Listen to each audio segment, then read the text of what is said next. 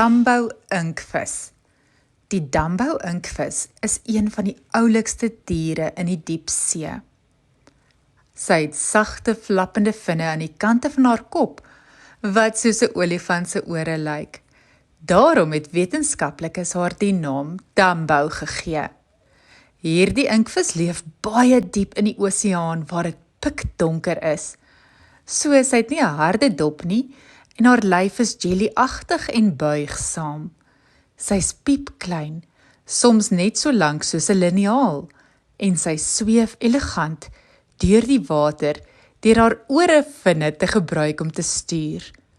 Die dambou-inkvis hou daarvan om te gly en te draai soos 'n danser en eet klein diertjies soos krul en wurms wat op die seebodem woon. Sy wys vir ons dat jy nie groot en hard hoef te wees om ongelooflik te wees nie. Soms is die vreemdste wesens die mooiste van almal.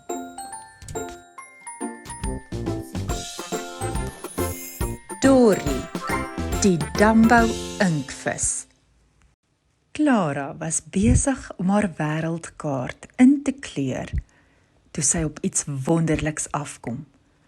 'n Piepklein inkvis met flapore soos 'n olifant. 'n Dambou-inkvis? Vra sy verbaas. Wat maak 'n inkvis onder in die diepsee met ore soos die? En so begin 'n nuwe avontuur. Clara klim in haar denkbeeldige duikboot, klipklap, en glip af, al dieper en donkerder. Onder haar flikker vreemde liggies, lanternvisse, glibberige jellyvisse, en dan iets wat lyk soos 'n dansende ster in die donker. Hallo daar, roep Clara. Voor haar sweef 'n dambou-inkvis, sag en glansend, met flappende oorvinne wat haar elegant vorentoe dryf. Ek is Dory, sê die inkvis. Ek woon hier in die diepste oseaan waar dit altyd donker is. Clara se oë rek groot. Maar hoe sien jy? Hoe speel jy? Hoe leef jy hier? Dory glimlag. Ons het nie oë soos julle nie, maar ons voel met ons vel. Ek het geen bene nie, net arms en vinne.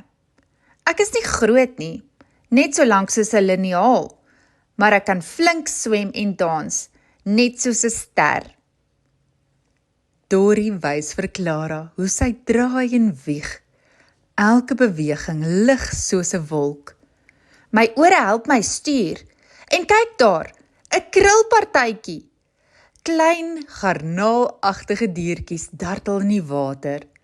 Dory vang een behendig met haar arm en nooi Clara om saam te dans. Clara giggel en klap hande. Ek gaan hierdie dans huis toe neem, Dory. Jy is asemrowend. Clara teken Dory in haar storieboek met blink ore en sterarms. Kinders moet weet dat die diepsee vol vreemde, pragtige vriende is, soos jy.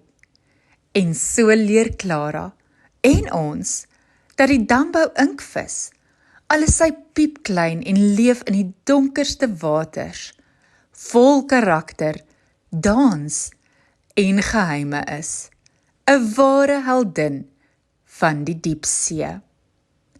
Dinge hoef nie groot te wees om magies te wees nie, fluister Clara. Soms is die kleinste sterre die wat die helderste skyn.